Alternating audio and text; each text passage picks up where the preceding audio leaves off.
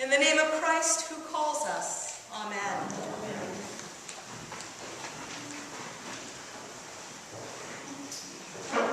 I keep waiting for that Sunday with the easy readings to come.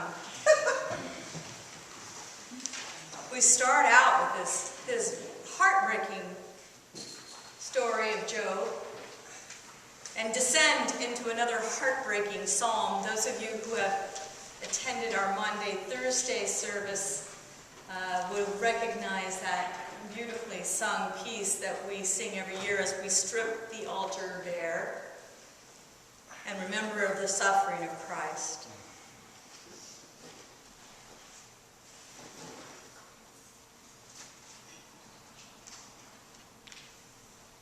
These words are powerful because they do remind us that blessing, joy, and security are not automatic results of being good people. We would like that to be the case, but it's not the case. And it's interesting that these texts come as we hear the story of the rich man who comes to Jesus so enthusiastically. He runs up to Jesus, right? And goes down on his knees. And I think my hunch is that he's expecting Jesus to say, "Good job. Oh, you are fantastic. You're well on your way. No sweat." Because he's not only materially blessed, but he's got the life to back it up, right? He's not just a greedy so-and-so. He's actually lived a life of good works and obedience, and he recognizes the good, the godness of Jesus. So he's way down the road, right? And yet, he's not content to just follow Jesus in the background because something's missing. Something's not working for him. He's done all this good stuff. He's been a good guy. He's lived a faithful life. And he's not a rigid, law-abiding guy. He really wants to know what's going on. He really wants to understand what it means to draw near to God. And he comes willingly to Jesus, intentionally to Jesus, and goes on his knees before him with this hunger. With this hunger. What must I do? What more is there? What am I missing?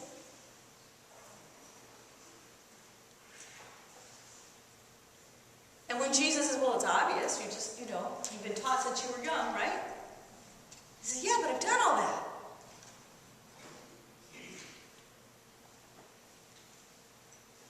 So part of this man, I'm sure, is hoping Jesus to say, well, that's good enough. Whew, okay, then I'll be all right. But Jesus loves him too much to do that. Sometimes I want to say to Jesus, please don't love me that much. But Jesus recognizes somebody who is capable of taking the next step in his own spiritual journey, and therefore offers it to him.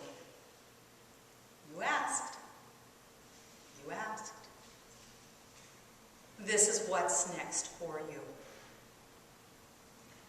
What's next for you is to let go of those things that make you feel smug and secure. Let go of those things that distract you from completely opening your life. And follow me. Let go of it and follow me. Give it away. Recognize that it is of such little value compared to what could be gained. And set yourself free from those responsibilities. You know, there's a lot of responsibility that comes with wealth, right? Keeping up all that property, maintaining all those investments, managing all those servants, all that stuff, right? Watering the lawn.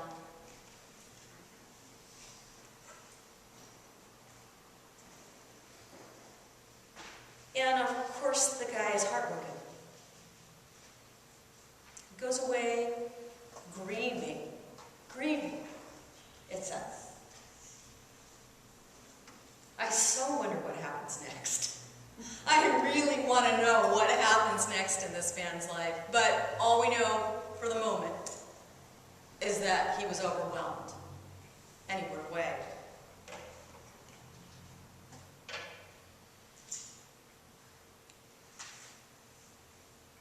Jesus challenges the idea that our wealth is a sign of God's blessing in some kind of mechanistic way.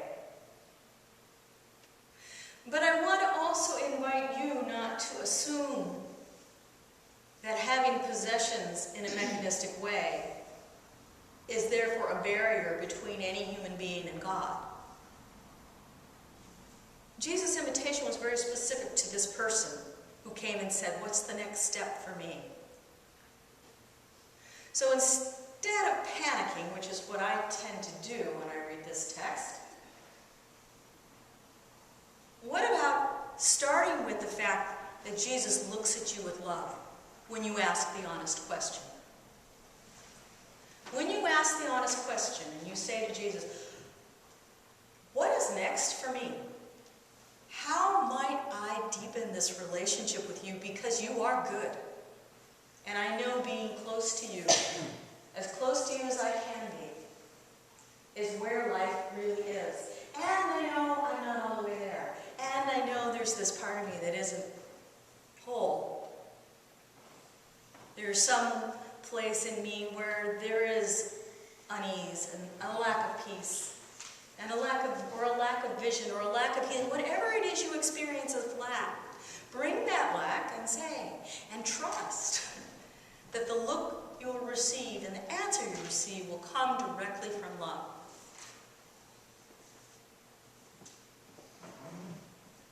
I might have the courage to do that. And hear, and then see.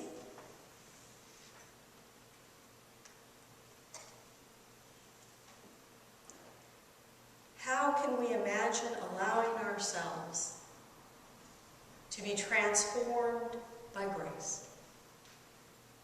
What might be our next response? It may have nothing to do with money at all. It may have to do with relationships that frighten us, or hurt us, or that we don't understand, or that we've been avoiding. It may have to do with transcending our comfort zone. Perhaps there is some way in which we need to get beyond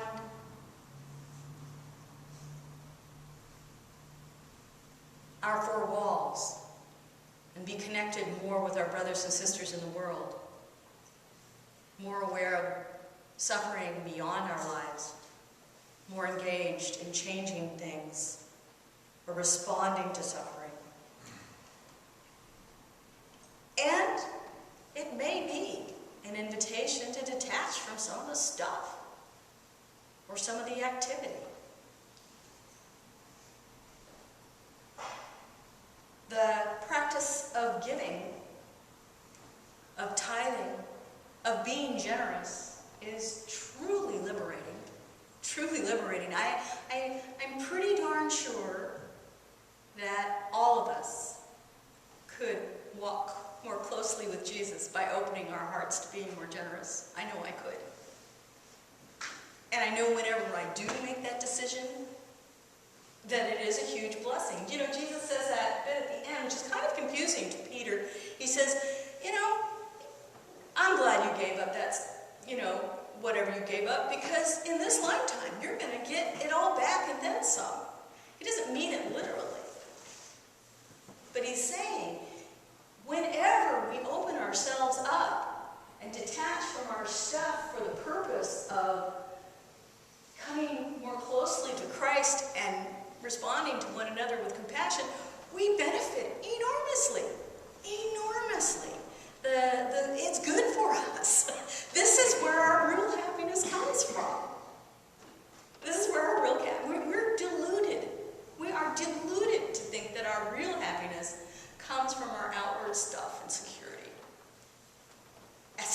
it's from.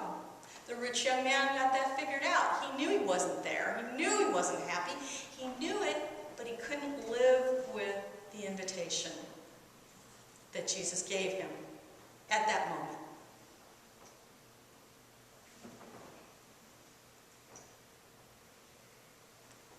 So I'm not going to rule out the possibility that when we listen, we will find ourselves invited to go more deeply into generosity. And perhaps more deeply into the understanding that all that we have and all that we are is a gift, a beautiful, amazing gift, to be rendered back to God in every moment of our lives. How we live in our homes, how we drive our cars, how we respond to the blessings we have received. That tricky word blessing, there it is again. In the end, it's about happiness. It's about happiness. It's about what really makes us happy, what really makes us whole, what really makes us complete.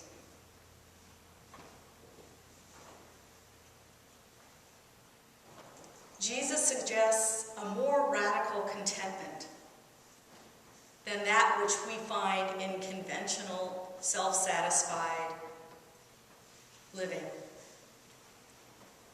A more radical contentment that rests ultimately and in the day-to-day in the gracious love of God and the practices of compassion and service toward one's neighbor that Jesus models. Amen.